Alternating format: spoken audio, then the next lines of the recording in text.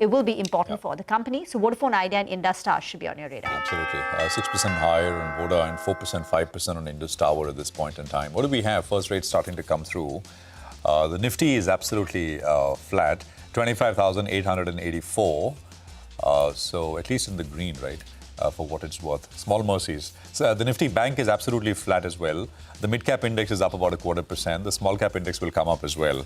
And I think there as well is going to be pressure, about 25 odd points lower, 0.18% in the red, 0.25% lower at this stage. So it's a tentative start, but it's, let's see if you're able to claw back to the 20-day on the Nifty at some point during the day. But there's so many unknowables, and all of it, of course, hit us only after U.S. market, after markets close here. So the only chance to respond to all of that, what will happen later today, is going to be on Monday morning. But ONGC, Power Grid, BEL, Asian Paints are some of the gainers up there. On the downside, you've got ICICI Bank, Adani Ports, Apollo Hospitals, which are starting lower. And I think it's a clean split right down the middle, about 25 up and 25 down, maybe a little more. Gainers outnumbering declines a little bit more on the Nifty. 20 points now on the index. Rima. Well, BEL is your top gainer, up 1.5%. So rearmament defense is a big theme globally, and that is playing out in India as well. And particularly in the case of BEL, there is also an order win. So that's keeping the stock excited. On the oil and gas front, you've got strength in ONGC. You should pull up some of these oil marketing companies because they could be negatively impacted on the back of the increase in crude oil prices. And Reliance Industries has lost 7.5% in the last 4 trading session. And today, Reliance Industries has opened up absolutely flat. But ONGC is seeing some green on the back of a rise in crude prices. IG is also making a bit of a bounce back. TCS was the one which got punished yesterday with a 2.5% fall. Maybe the street was fearing some weak numbers come Monday. Stock has bounced back, but along with that, HCL Tech and Infosys both have a gain of nearly 1%. L&T also deserves mention because that got hit quite sharply yesterday. I think L&T was also down nearly about 3.5%. But there was this note which Bernstein came which said that the fall in L&T was actually a bit of an overreaction because they got a minimal benefit from the 2020 ban. And the Bernstein note also went on to say that only 5 to 6% of L&T's total EBITDA is directly vulnerable to Chinese competition.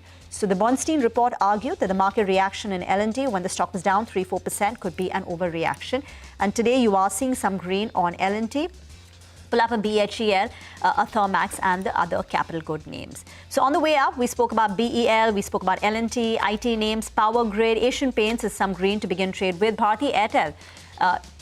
There is a recovery across all the telecom names. Vodafone Idea emerges stronger, and maybe the street will watch for any sort of a hike in the tariffs. On the way down, ICICI Bank is correcting a tad bit. It's had a fantastic run-up over the last 4 days, outperforming all the other large banks. So ICICI Bank is down, and you've got some red when it comes to NTPC, Max Healthcare, Ultratech Cement too, but just down about 0.5%. Well, Petronet LNG, that's one of the frontline names that's doing well. Sonal just told us about, Sudarshan told us actually about JP Morgan. They've gone ahead and they've upgraded the stock to overweight. They've raised the target price to 335. So that's clearly exciting. The stock up close to around 3%. Top volume winners out there.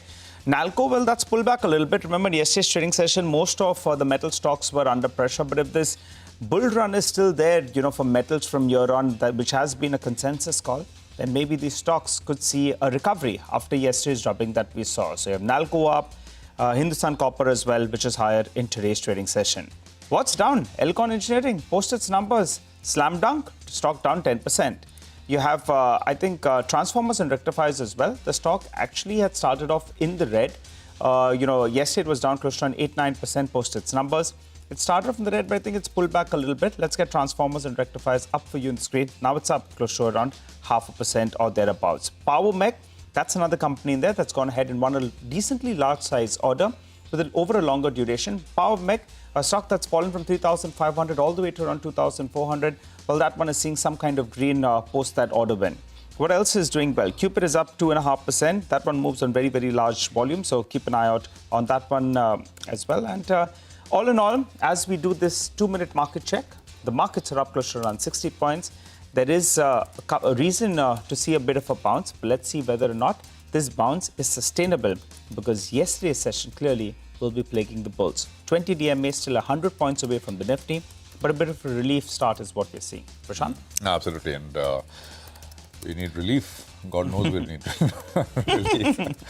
Well, I think, what do we have, right? I mean, there's bounce across the board, and 1,200 stocks are higher, and I mean, actually, it's 1:1 advanced decline ratio at this point. Gautam Shah is with us, founder Goldilocks Global Research. Gautam, good to have you here. Markets at an all-time high on Monday and down 500 from there on Friday.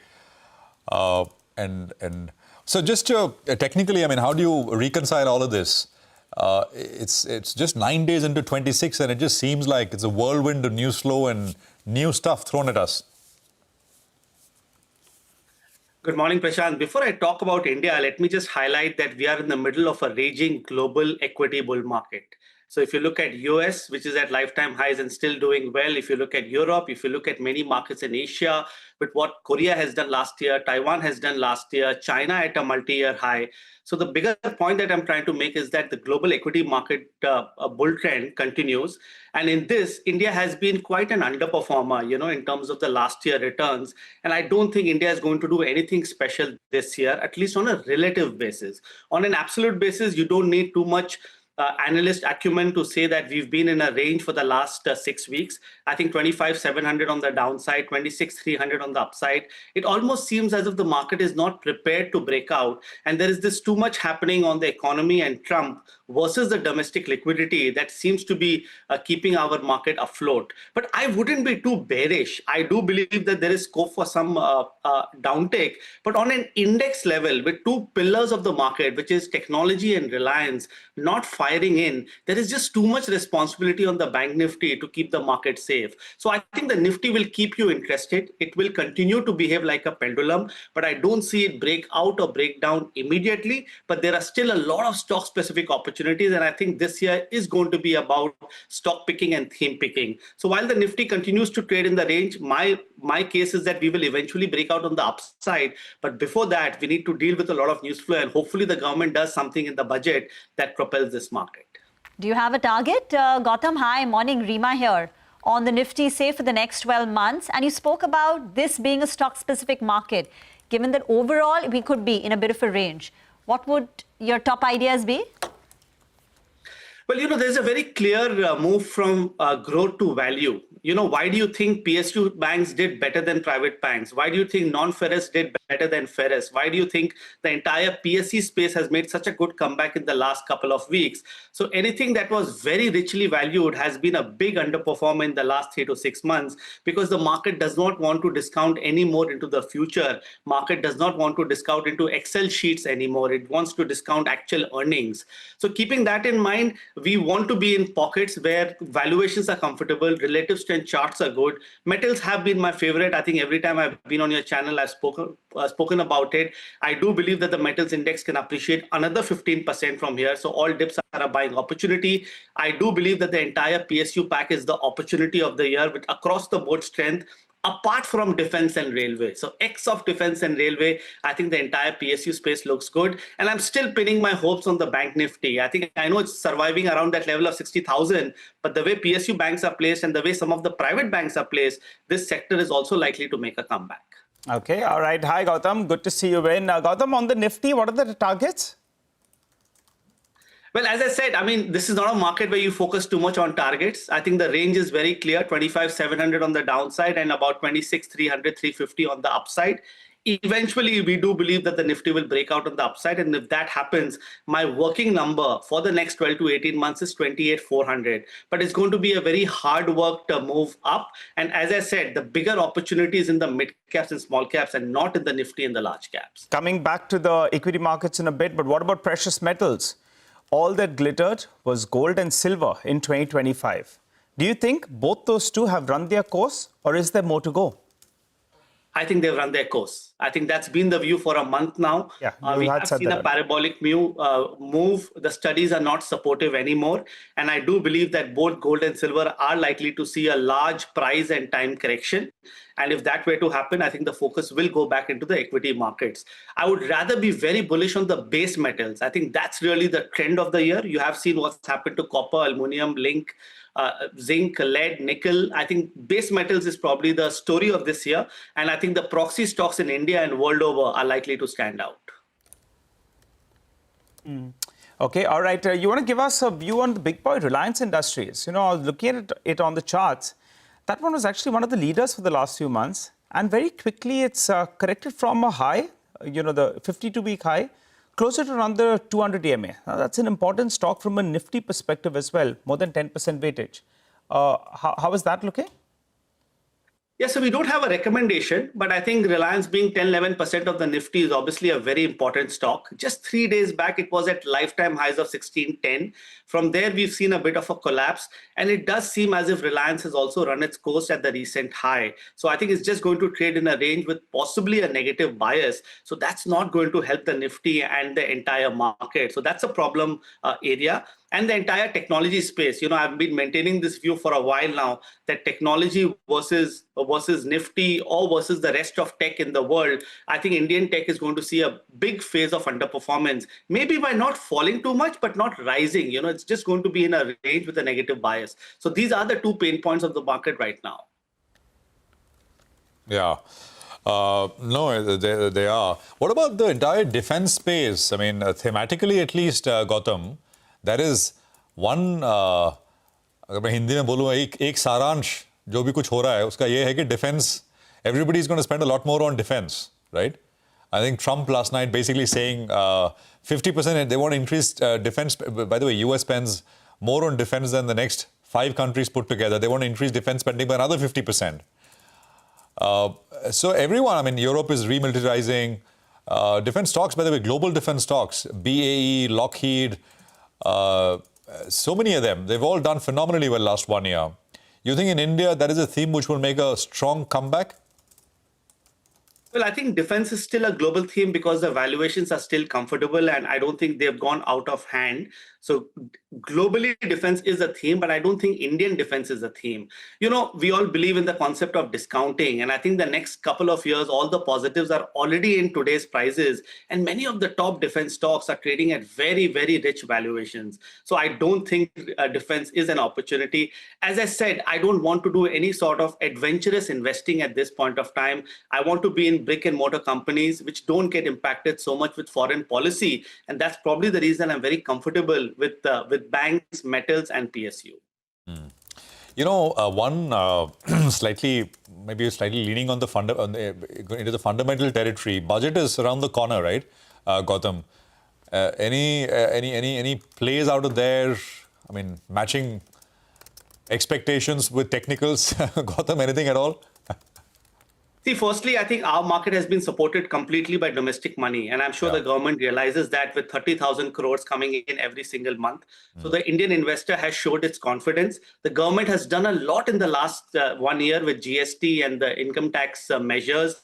The RBI governor has been firing in for the last 6 months, doing all sorts of positive measures, which is great. Now the economy needs to show up. And I think capital market participants need to be awarded. So possibly the government might just want to do something on the capital gains because you want more investors in this market to stay committed for the long term. With FIs unlikely to return anytime soon, given the relative strength elsewhere and opportunity elsewhere in the world, it's important that our economy and our market participant survives. And for that, I think the government needs to keep delivering. Hopefully, they will deliver on 1st of February. Yeah, they will deliver, hopefully, right? I mean, and it's a Sunday, Gautam, so we'll be, of course, in office and reporting. Markets have turned, by the way. They've completely turned. Just look at the NSE advanced decline. I know it's still early to look at the market breadth, but it just swung the other way violently. We were 1:1, and now it's 3:1, declines to advances. Some 1,900 stocks are lower, and about 700 stocks are higher. So on your screen now, the Nifty is down about 30-odd points or so.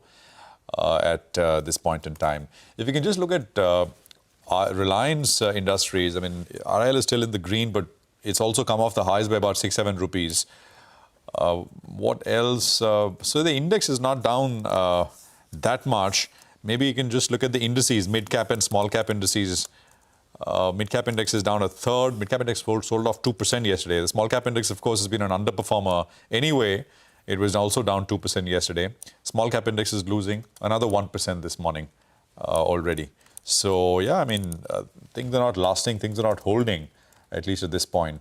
You know, these, look, pull up Hitachi if we can. Hitachi is selling off now, 3.5% on this one.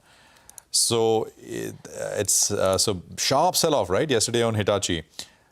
And it's down another from the highs. By the way, the high today was about 18,540 and about 17,860 now. The other one is GT&D, 3.5% lower here also. Balaji Amines was a big mover yesterday on the upside. That's down 4%. And the other one is Panacea. Panacea Biotech was up 10% yesterday. And I was saying, this thing is, the dengue vaccine could be substantial, very meaningful, but it's 2 years away. Panacea went up 10%, is down 5 right now as we speak. A bunch of other names, Force Motors, huge outperformance, just a pullback. Thangamile Jewelers recently, sharp up move, down about 5% right now. Godrej Properties is down about 3%, and so on and so forth. So a bunch of names coming through in the broader space that one is looking at. Gautam, just one last question to you. One name that you'd be happy to hold positionally and sort of accumulate through the course of the next few months. Well, as I said, I think markets are in a difficult space and don't expect the kind of rally that we saw in the last 3.5 years. I think we all used to seeing India being the poster boy in the global basket. That's not happening anytime soon. This will be a theme pickers and a stock pickers market. And I think the entire PSU space is something that we really like. So the top names there, the top 3 or 4 names there stand out for us. And I think that's where our commitments are right now. BI, I'm assuming, right? Top is one of them. That's correct. Okay, fair enough. Gautam, we'll leave it there. Thank you very much for joining us. Good speaking with you and chat again soon. But there is a big, and Gautam was talking about PSUs, right? There's a big PSU IPO which is opening from the coal space. Coal India subsidiary coming to the market. Najal, take it away. All right, well, let's get straight. Bharat Coking Coal's 1,070 crore rupee IPO. Well, it opens up a subscription today. The company is a wholly owned subsidiary of Coal India and is also India's largest coking coal producer. To help us out with details with regard to how the company progresses from here on, we're joined by Mr. Manoj Kumar Agarwal, the CMD of BCCL, and also we're joined by Mr. Mukesh Agarwal, the Director of Finance at Coal India. Good morning, gentlemen, Mr. Agarwal, and welcome to the stock market. Well, we're looking forward to another entity. I recall years ago when Coal India listed, there was a lot of excitement out there and the big pop that you saw on the listing day itself. The street will be hoping that BCCL does the same. That said, let's understand a couple of aspects of business. Mr. Agarwal, coming across to you, Mr. Manoj, you plan to increase production to around 50 million tons, right, by 2030. As of now, you're ballpark around 40 million tons. Could you tell us this incremental volume, what is it dependent on? New mines starting or the ramp up of the existing mines?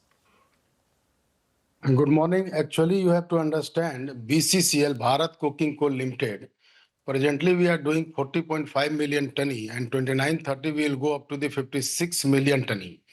And as you asked, our main focus will be by increasing the underground production by applying new technologies like high-wall mining, continuous miner, and like we are also monetizing our old stopped underground mining.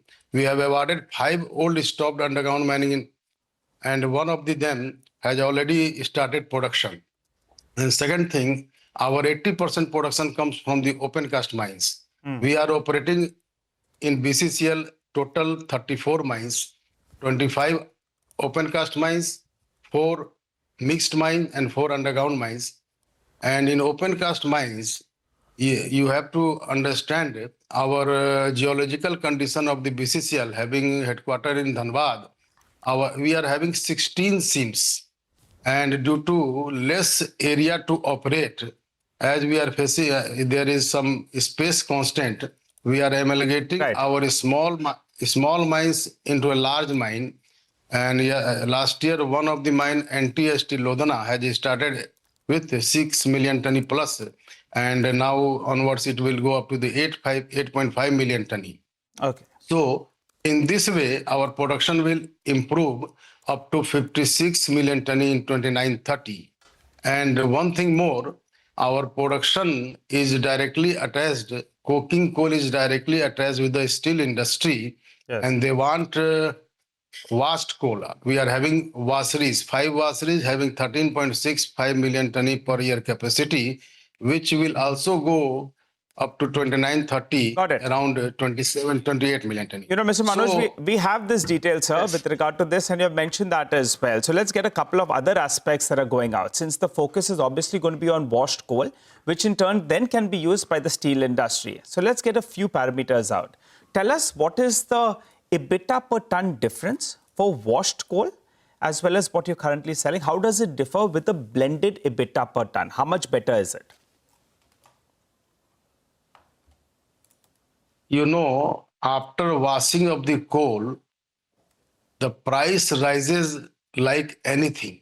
Okay. And we are having 39 to 40% as content coal.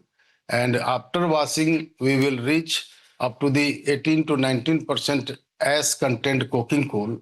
And with imported coal by steel industry having 8 to 9% as content, they blend their coal with our domestic and imported coal, and desired rate 12 to 13% as content coking coal.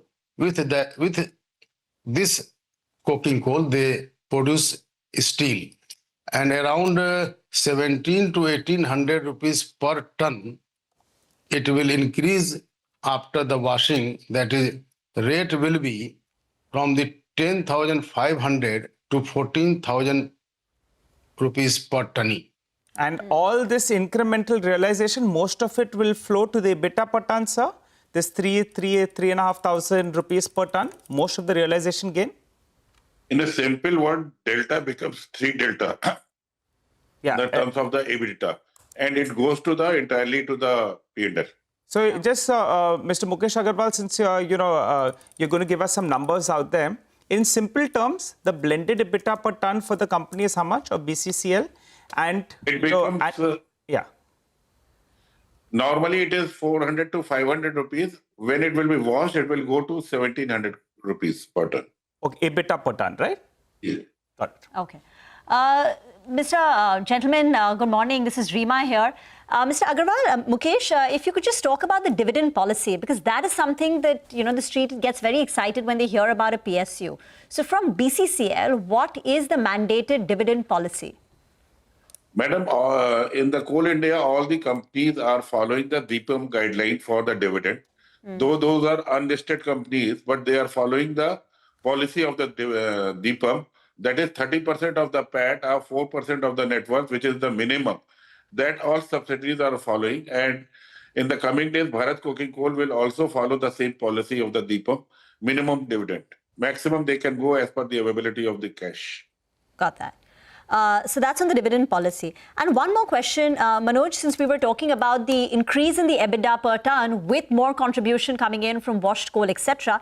When we last spoke, you gave a top-line target of 20,000 crore by 2030, which is when your expanded capacity comes on stream.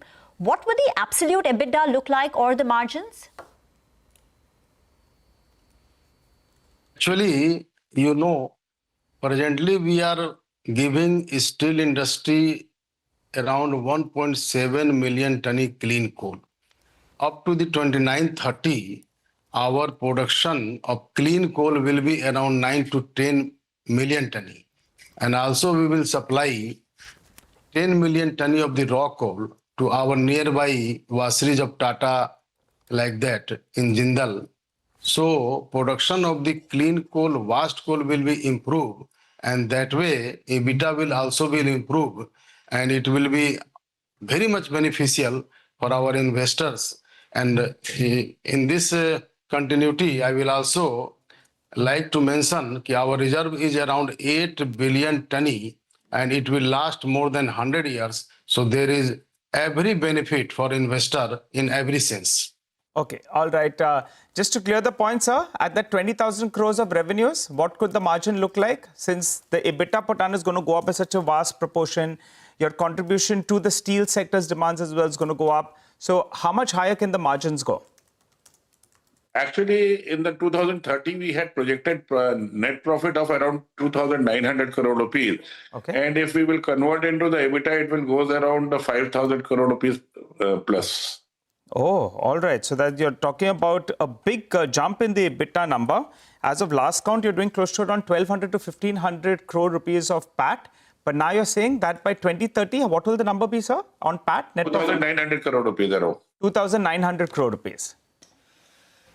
Got that. All right. You know, the one fear when you have a PSU, and I've seen various issues with Coal India for the last 15 years as well. What is the trajectory on the employee cost and the number of employees from year on? As we know, employee cost as a percentage of the total expenditure is around 50 to 55%.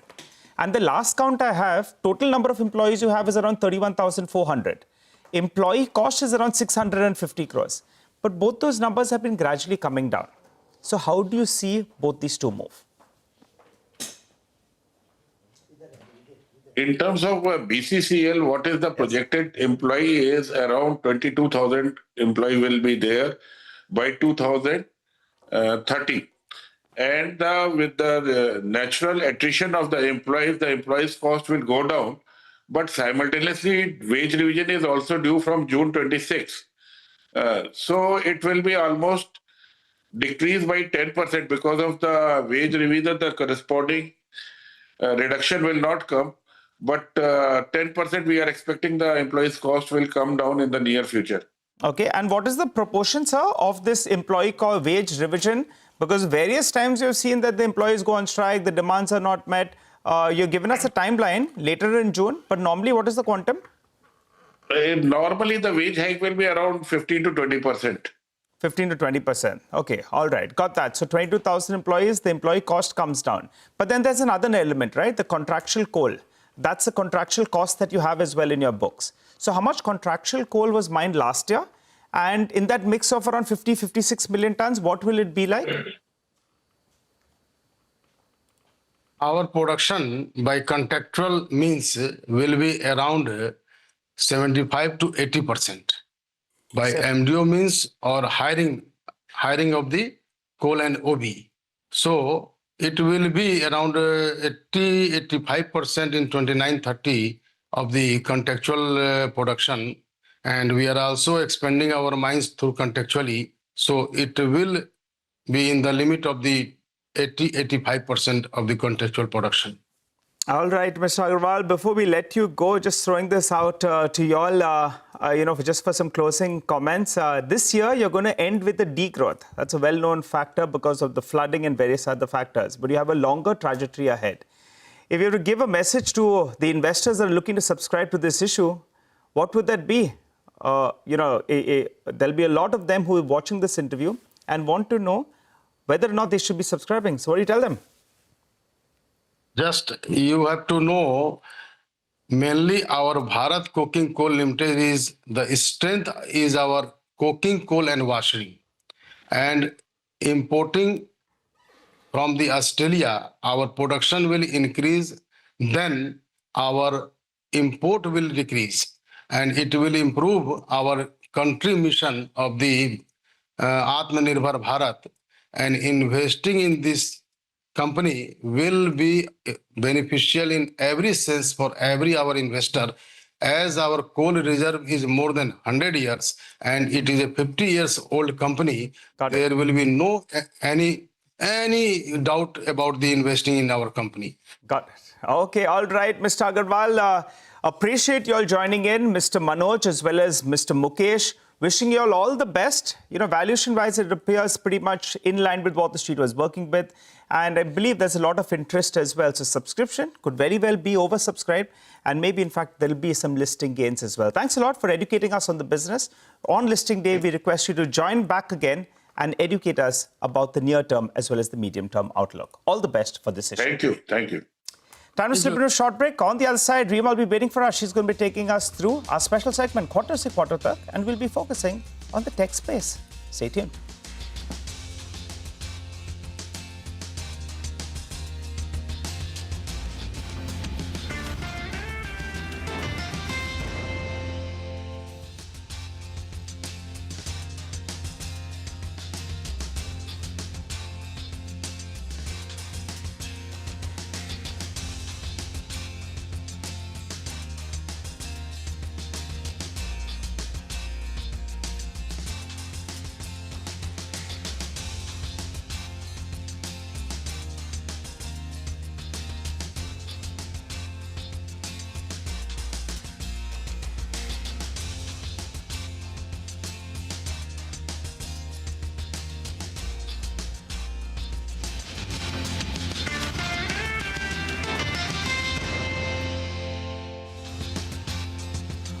Okay, welcome back. It's our special segment, Quarter Se Quarter Tak, where we get your earnings expectations from a sector every day.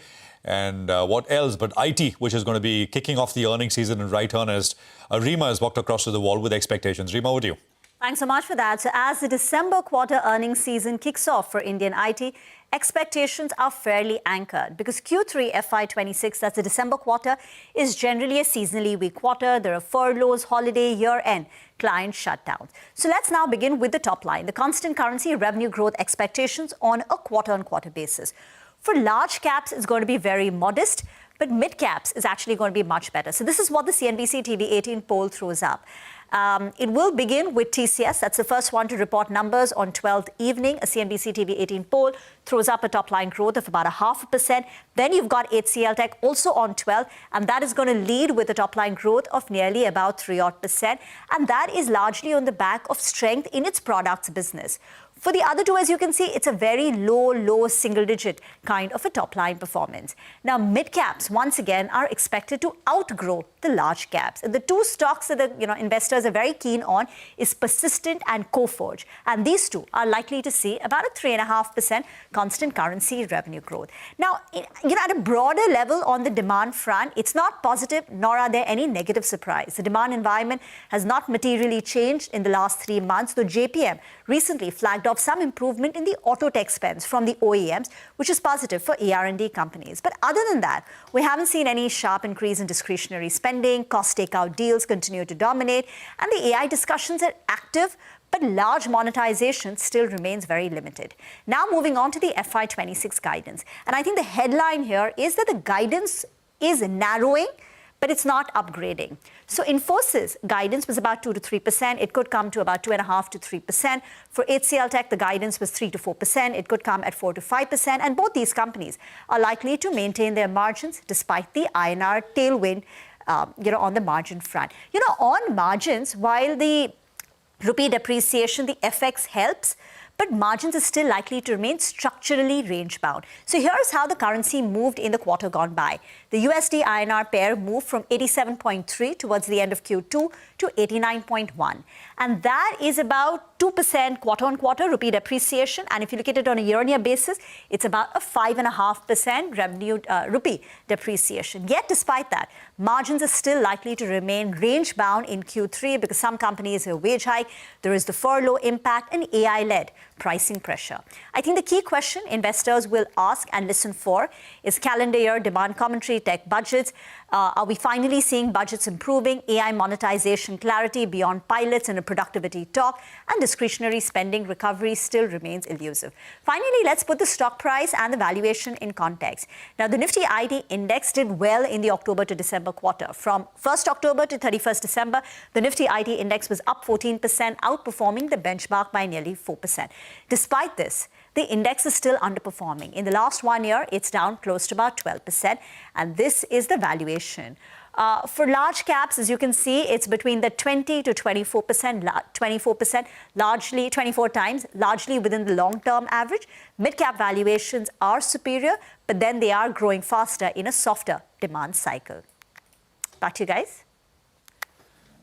Okay, all right. Thanks a lot, Rima, for that. Well, let's hop across to Yogesh Agarwal, Head of Research, HSBC India, who joins us on the show. Hi, Yogesh. Good morning and good to have you on the show, Yogesh. Help us out with the top 3 points that you're looking at from these IT companies in this particular earnings season. Nigel, look, this quarter is usually a seasonally weak quarter. And therefore, it's not going to have a significant impact on the numbers or the outlook. However, we do expect a little bit of positive commentary from the management. I think the last year, if you see the second and the third quarter results in the US were particularly positive, almost blockbuster results. But the IT spending remained weak. And there was a lot of uncertainty around macro tariffs, and customers held on to the spend also related to AI as well. We are seeing that relaxing a little bit. We may not be back to the March sentiments last year, but we are certainly closing into the March sentiments. And therefore, we do expect a little bit of positivity in the management commentaries this quarter. Okay, so management commentary in the current quarter will be better than what it was in the prior quarter. Yogesh, hi, Rima here.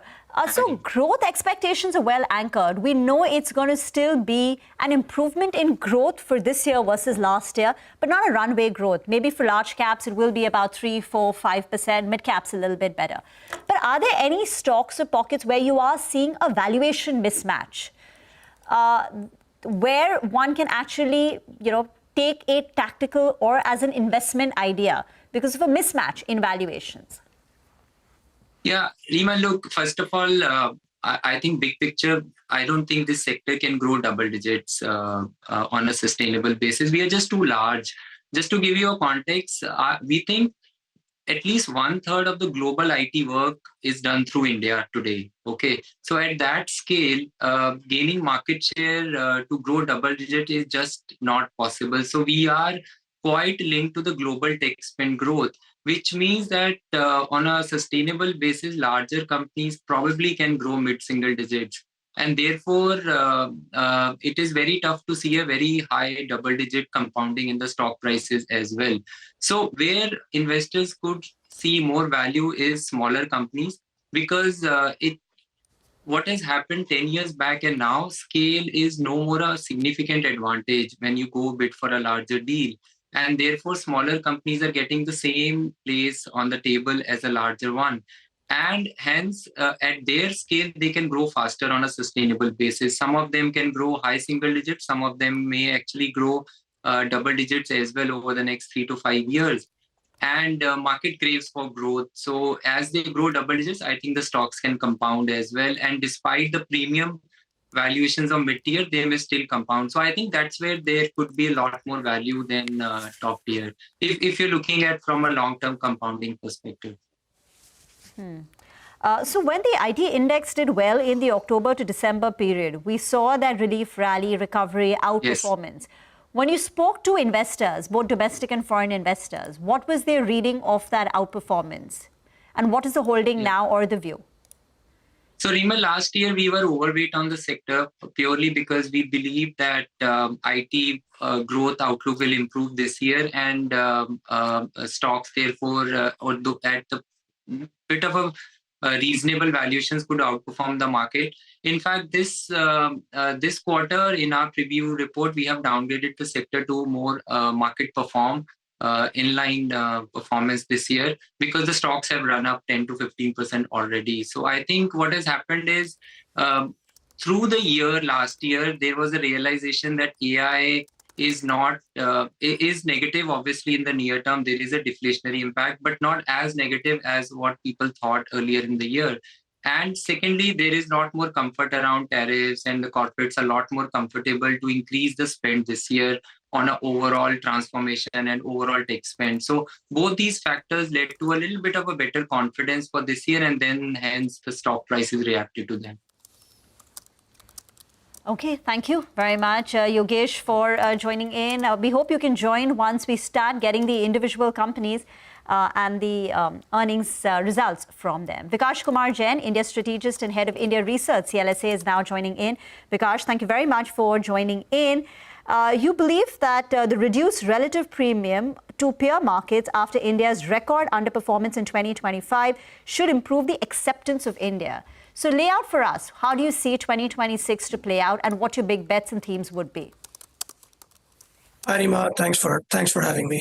So 2026 is a little different from 2025 because we have this, I would say, divergent forces for India. Firstly, the relative valuation has become more palatable.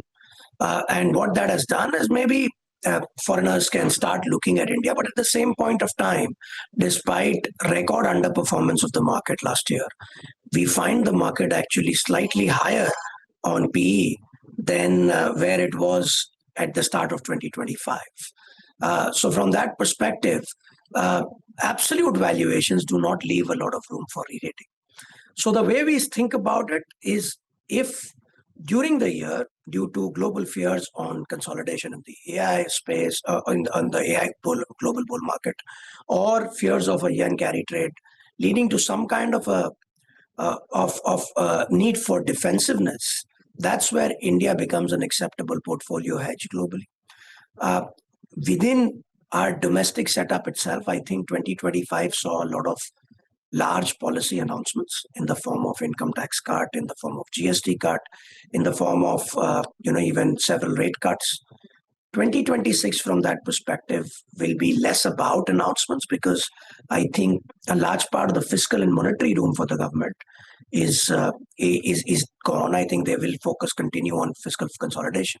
So they would want to wait and see what these measures finally, what is the impact of that and whether that they wait for the growth push that these measures would provide. And therefore, less of a top-down noise, other than, of course, the trade deal thing, which I think is an early 2026 event, perhaps a trade deal with the US as well as EU. Beyond that, I think there will be a little bit of a lull in terms of announcements, and then the wait of when the announcements of last year pushes up growth in 2026. So broadly, with that, not expecting any fireworks, relatively muted performance is likely in 2026. But the focus would be in areas where lower for longer rates, a big push towards consumption. So consumption and rate sensitives, along with, trying to play the headlines on trade deal, basically India's relationship with the US eventually improving. All of that should help certain sectors. And that's where we have our favored overweights are consumption, real estate, and IT. Real estate, consumption, and IT are the three areas where you think you want to be constructive on. Vikash, hi, morning, and I wish you a good 2026 for you personally, and of course, for markets as well. Within these three, in terms of what you've published out there, which are the top 2 or 3 ideas in each of these 3 sectors? Talk about what you've already published, so it's out there. So I think, you possibly, you guys have our reports, and we did make a few changes to we doubled down on consumption. We added a few retail names to our portfolio because we believe that after the recent, our relative sideways movement, risk reward had improved in some of those retail names and commerce names. So those are some of the names that we recently added. Clearly focused on consumption, overweight on staples slightly, overweight on autos very clearly, overweight on discretionary. So, and real estate is the other other sector that we like. Okay, all right. Hi, Vikas. Good to see you, Ben. Vikas, so in terms of moderate returns for this year, you think on the Nifty we should get high single-digit returns? Yeah, I think that should be the best case. I think the setup that we have is perhaps we continue with the global bull market. And in that setup, there is no real requirement for us to, maybe the chances of a sharper correction in India goes away. So we are in this gradual derating period where multiple keeps coming down, and, that's where returns will be perhaps lagging earnings growth. And that's where the gradual derating kind of plays out. Okay, all right. High single digit could be a good case. All right, so that's on the Nifty. The other, big factor, and I think the voices that I hear are actually split with regard to crude. What's going to happen to crude oil from here on? Because we're talking about US going in there, ramping up production in the Venezuela. It'll take a few years, obviously. But then there's a geopolitical risk as well. So from around this $60 per barrel mark, what are you all working with in terms of the movement of crude oil prices? End the year closer to around 70 or dips towards 50? So it's the former. So we believe that, see, on the face of it, if you were to look at just simple like Excel numbers, crude oil market looks oversupplied. That oversupply, if I were to look at what demand and supply numbers are being talked about, is in the range of about somewhere around 400,000 to 500,000 barrels a day or so. So looking at that, I think any kind of geopolitics, political risk, I mean, say some kind of stringent action for people buying oil from Russia and some of those other things can easily take away that kind of a supply and make the market, balanced. Since an oversupplied market is the nervousness that is baked into the stock price, a more balanced market, which could happen due to these geopolitical risks, either in Iran or in Russia, could easily allow crude prices to recover. So we are more in the range of that 70 plus as the year passes. So a recovery in from the lows of the start of the year is how we think of crude prices. So just to close the loop on that, Vikas, you'll be more moving now towards, I think, Oil India and Reliance Industries rather than the OMCs. You'll play it as a tactical bet earlier, right? That's right. So we like the upstream more. Upstream stocks more than the downstream ones. Got it. Got that. Vikas, we'll leave it there. Thank you very much for joining us. Good speaking with you, and appreciate your time here on CNBC-TV18. So that is the conversation with CLSA's Vikas Jain. I just want to quickly put out a small plate with what is coming in just now, and I think it's pretty startling. So this is the U.S. Commerce Secretary speaking in a podcast. It's called the All In Podcast. Howard Lutnick, the Commerce Secretary of the U.S., with regards to the India-U.S. trade talks. I mean, actually, we are just putting out a small portion of it. We're still getting more detail of what he said. There is more. He explains how all these trade deals got done. But for now, let me just read this out, right? He says, let's be clear, it's his deal. That's President Trump's deal. He's the closer. He does it. It's all set up. You got to have Prime Minister Modi call the president. They were uncomfortable doing it. So Prime Minister Modi didn't call. That Friday left. In the next week, we did Indonesia, the Philippines, Vietnam. We announced a whole bunch of deals because we negotiated with them and assumed that India is going to be done before them and negotiated with them at a higher rate. Basically, the assumption was that India will get a better rate than all these countries, and the other countries essentially were done at a higher rate. So now the problem is that the deals came out at a higher rate, and then India claws back and says, oh, okay, we are ready. I said, ready for what? It was like 3 weeks later, I go, are you ready for the train that left the station 3 weeks ago? So that is the U.S. Commerce Secretary on the India-U.S. trade deal. As I said, there is more. And, there is a portion where the Commerce Secretary explains how these deals got done. And in their minds, the Commerce Secretary explains the way this was going to be done is that the country which approached the US earliest got the quickest and the lowest best deal, which in this case was the UK. And then that kind of that became the floor, and so on and so forth. I mean, the Commerce Secretary describes it as a staircase in terms of countries who came later, perhaps got higher rates. I mean, at least that was how they were thinking about this. So I think this is important, and I think provides backdrop and context, of course, to these prolonged negotiations, which have, of course, been underway. At the bottom of the screen as we speak right now, what we'll do is we'll put out more, the thinking behind how these deals got done, because that will provide the full context of what I'm talking about. We take a quick commercial break here. We'll have Balaji Subramaniam of IIFL Securities to discuss the Vodafone, the relief that has come through for Vodafone Idea. Stay tuned, coming up.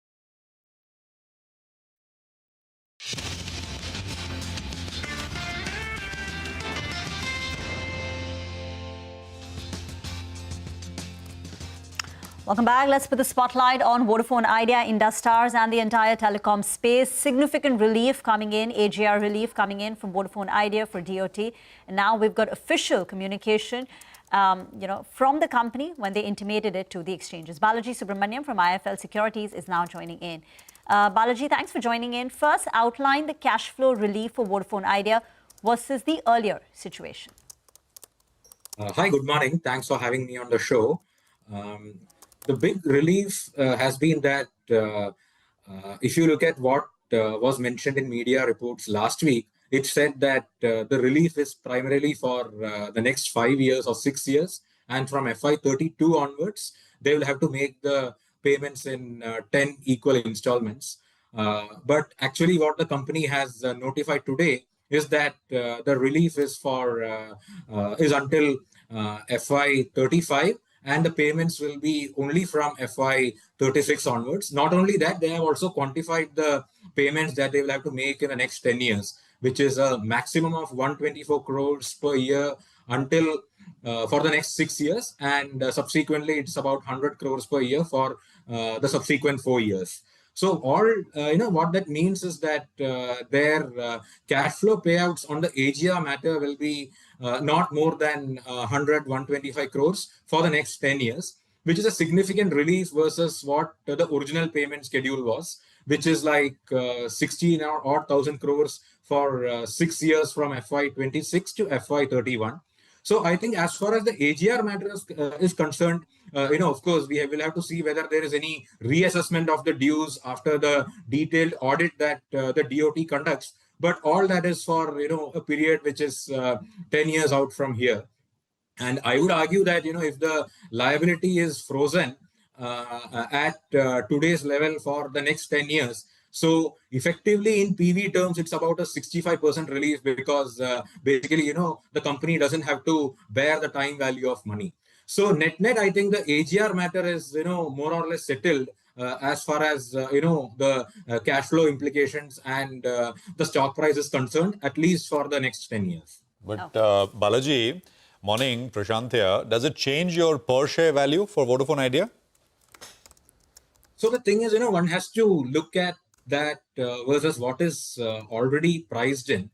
So I think the thing to note here is that AGR liabilities were only about 40% of the government debt of Vodafone Idea. The remaining 60% or 1.2 lakh crore rupees pertains to their spectrum debt.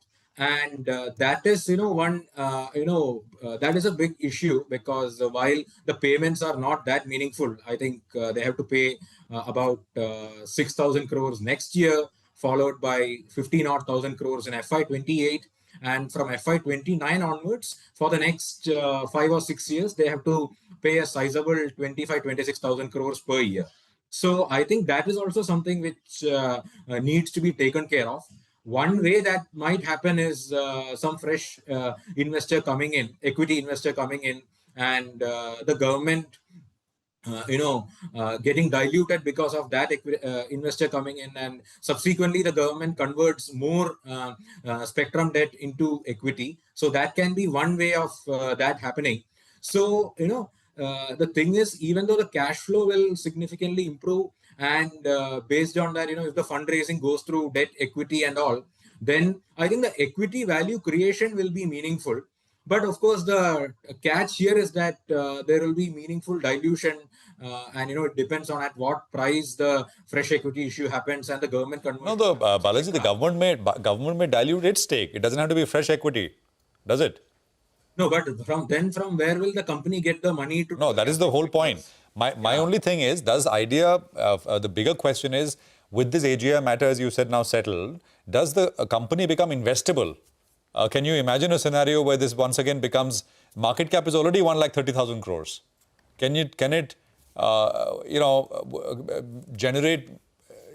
it become a healthy, robust third player in that sense?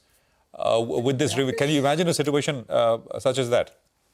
I think that is still far out because there are many things that need to fall in place for Voda Idea. And, this is a good first step, a meaningful first step in that direction. But after that, as we spoke, some of these measures have to come in through a combination of debt and equity. They will have to, raise enough funds so that they can do the capex. And once the capex is done, they will have to ensure that that really translates into execution on the ground in terms of stemming their subscriber losses, and also and also ensuring that when the tariff hikes happen, they will have to contain the extent of down trading and churn. So I think so many things have to fall in place before one can say that Vodafone will be a reasonably competitive number three player. So I think based on where the stock price is today, I think a lot of it is actually priced in. And if there is going to be more equity dilution, even if we assume that someone really comes in and puts equity into the company, I think a lot of it is actually in the price, especially. You do believe after to meet the considering spectrum dilution. liabilities, which stand at 1.2 lakh crore, the company will require equity funding. That is your base case scenario as of now. Balaji, the street is now banking that with this AGR relief, the company will be able to raise that bank funding of 25,000 crore rupees. But there is still some uncertainty on the overall quantum of AGR dues.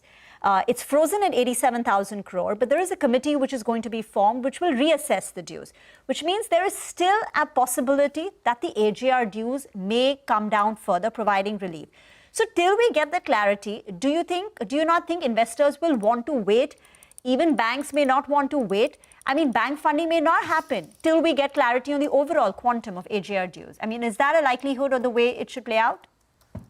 I think that is less of a concern, at least to me, because 10 years is a long enough period. And we are talking about FY36. So most bank loans, if you see, there are not too many bank loans which you take for more than 10 years. So at least from an AGR standpoint, I think we are set for the next 10 years. And let us not forget, as I mentioned in my opening remarks, if the liability is frozen for 10 years, that effectively means that there is a 65% relief in the liability quantum, because if you compound something at 8% per annum, which is what the AGR dues were compounding at. So for 10 years, effectively, that if you do the math, it translates into a nearly, 65% reduction in PV terms. So, let us not forget that as well. And one final question, what does this mean for Indus Stars? Are there any overdue receivables? What could be expected from the Vodafone Idea capex, which boosts Indus Stars? So it is positive for Indus, and I think that has been getting built into Indus stock price as well, because I think maybe 4-5 months back, Indus was trading below 350 or around 350, and the stock has nearly gone up to 445, 450 on the back of the expectation of a relief coming Vodafone Idea's way.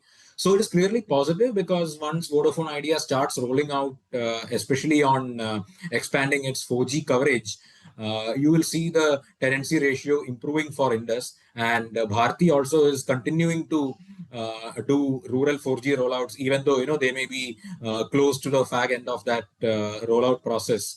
So I think the numbers for Indus should improve going ahead, and there are no overdue receivables, because whatever was due, around 5,500 crores, was paid by Indus. Once Vodafone Idea completed its FPO last year. That part is taken care of, and there will be some improvement in tenancy ratio, as I mentioned. But I think at 445, 450, a lot of it is already priced in. Of course, there will also be some support technically, because Bharti has said that they would like to increase their stake in Indus by up to 5% during FY, or rather, during the next 12 months. That will be a support for Indus, but I think most of the rally is clearly done. Thank you very much, Balaji, for joining in. Need to slip into a break. On the other side is our special segment. It's the economy. Lata will speak to Goldman Sachs economist Shantanu Sen Gupta. Stay tuned.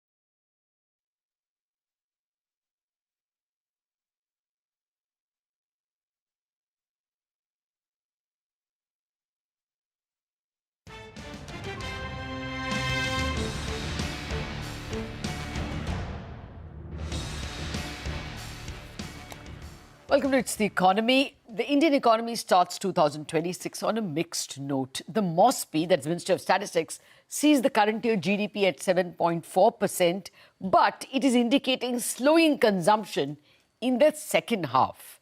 Now, separately, President Trump still seems unyielding on tariffs, making rupee still the worst performer among major economies.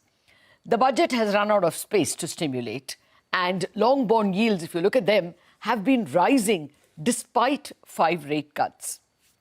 To get a handle on how growth, capex, rupee and rates will pan out in 2026, I have with me Shantanu Sengupta, Chief India Economist at Goldman Sachs. Shantanu, good morning and thank you very much indeed for joining us. First of all, a happy new year to you and yours and to all in your team. For starters, this MOSPI indication that consumption actually is slowing to 6.6% in the second half, if you do the math. Does that come as a bit of a negative for growth prospects in the coming year? Thanks, Lata, and Happy New Year to you and the whole team at CNBC-TV18. Look, we are actually, as we head into 2026 or FY27, we feel pretty confident about consumption growth. You've had a bunch of easing measures from especially the RBI. It's not just 125 basis points of rate cuts. You've had 3% of GDP worth of liquidity injection. The regulatory changes, as we have argued earlier, will just be a slow burn. So you've had the CRR cut already, but the rest of the capital release measures will pass through in FY27. And therefore, we feel good about consumption, especially at the bottom end of the pyramid, along with the monetary policy. You'll also be helped by the GST rate cuts. The fiscal transfers are happening at the subnational level, as you're seeing with every state election. We can argue what that means for fiscal policy at the state level, but you're getting this push towards the consumer. So we feel pretty good about consumer, especially at the bottom end of the pyramid going into the next year. Let me persist with my doubts for a bit more. The income tax cuts are over 6 months old now, and the GST cuts are also old by about 5-6 months. Plus, you've got these interest rate cuts coming along. It's all been in the system, and yet the MOSPI is not giving a very good picture of the second half consumption. As well, look at real estate. Residential houses actually this year, total million, in terms of million square feet sold, is minus 2% compared to last year. That was a Knight Frank report. So, is this boost enough? Looks like consumption is still not gung-ho. Yeah, I think we are talking about two parts of the consumption pyramid, and I was very careful about articulating that this is the bottom end where we are feeling more confident. I think the top end, I think you're absolutely right. The consumer was already over-leveraged. So and this has been our view that the first round of deleveraging would have come from the income tax decreases. So that did not really feed into consumption. The consumer would have deleveraged. And then the interest rate cuts also, especially for the EBLR pass-through loans. If you think about a mortgage loan, in many cases, the EMI would have remained and the tenor would have come down. So you would have seen some deleveraging happening even through the interest rate cuts. What that means, Lata, for next year is that the consumer should go into next year or in about 6 months' time as being less levered than what it was, call it a year back. And that should sow the seeds for a credit growth revival as you head into the second half of the year. If you look at housing, the credit data, and if you look at urban versus rural, the urban is already turning the corner. Overall credit growth is turning, but urban households is also turning the corner with the amount of deregulation measures that the RBI has had. Okay. Well, let me just pull up one table that I just created. Let's see if we can pull it up. Impact of rate cuts on bond yields. 1 year has clearly shown it is now at 5.47 T-bill compared to 6.5 a year ago. But if you look at 5 year, the difference is just about 30 basis points, 6.35 today compared to 6.7. If you come to 10 year, the fall is like only 10 basis points, 6.62 today versus about 6.77. Okay, 15 basis.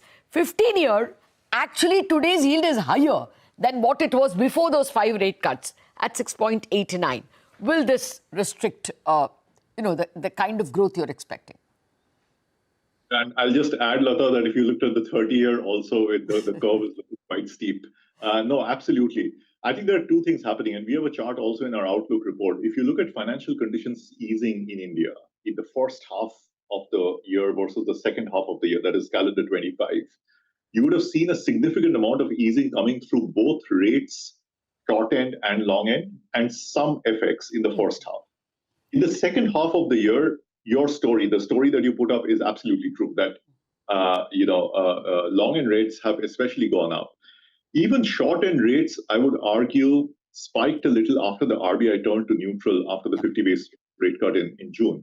But the long end, frankly, is less to do with the RBI and a bit more to do with what you're seeing in terms of the relative demand and supply in the system for bonds, right? So you're having a bit more of state issuances, especially in the long end of the curve, where the spread is now about 200 basis points, right? I mean, the repo to 30 years is about 200 basis points. That's been subject to two things. One, higher supply from front-loaded supply from states, a bit of supply, and pension and insurance buying less of bonds and a bit more of equities because of the regulatory changes again that came through. Yes. I think we are going through that part of the cycle. This should correct, in our view, in the next year. Okay. The very long end, whether the 10-year point at about 100 basis points, 120 basis points above the repo, how much of correction there is really possible. We have our doubts because we think that the RBI is at the end of the cutting cycle. Yeah. But the extreme steepness that you have in the long end of the curve, we think should correct somewhat. Yeah, usually in the first half, we should see it of the fiscal year, you should see it fall. But regardless, there is a bit of a fear that, there is no more fiscal stimulus coming. Even CapEx, as your own report says, perhaps will not be rising from the public CapEx, will not rise. Given that, are you confident of private CapEx? Yeah, private capex seems to be the issue over the last 2 or 3 years. Public capex has done the front loading, at least in the last couple of years. So we think this is much more sector specific. Power, both renewables as well as conventional power, electronics, defense, which is again dependent a bit on the order books of the government. So you have to be more probably sector specific rather than a broad-based private capex revival. I'll just point out one thing on fiscal policy, Lata, that remember last couple of years you had consolidated by a total of 1.6 percentage points, 80 basis points each consolidation in the previous 2 years. This year you're consolidating by only 40. Okay. Our sense is that next year, as you head into the budget, the government might want to keep a little more room, and instead of going for 4% or below 4%, they might just want to keep it somewhere in the region of 4 to 4.2, the fiscal deficit. And that means a lesser fiscal drag on the economy as you go forward. Okay. Yeah, actually in my poll, I got 4.3 also, as the fiscal consolidation not being too severe because the government's already done enough. Okay, time permitting, I'll come back to the budget, but the rupee. We've had, I think for the first time since 1991, or at least since I was covering markets, the BOP is a deficit for 2 consecutive years. Is there enough confidence? I mean, should we expect this year, that is FY27, to be a BOP positive year? FPIs are still not biting, FDI is net negative. If you had BOP negative for 2 consecutive years, the FX adjustment was likely appropriate, right? Okay. So the adjustment that you had in the nominal exchange rate, we think was appropriate. But especially if you look at it from the trade-weighted perspective, inflation adjusted, which is RER, INR was overvalued at the beginning of last year. And some of the correction was due. You've corrected quite a bit. Our sense is that the valuation on FX now is looking more attractive. I mean, I'll also say that, investor conversations we are having, many long-term investors are thinking of the FX valuation adjustment as appropriate. Do we see this kind of depreciation further going into next year? The answer is no, because we don't think BOP will be a third consecutive year negative. We think some flows will come back partly because of the valuation adjustment that you're having, partly because you've had so much of stimulus, as we discussed, go through, and we are looking at like late 6% kind of growth going into next year. Okay, so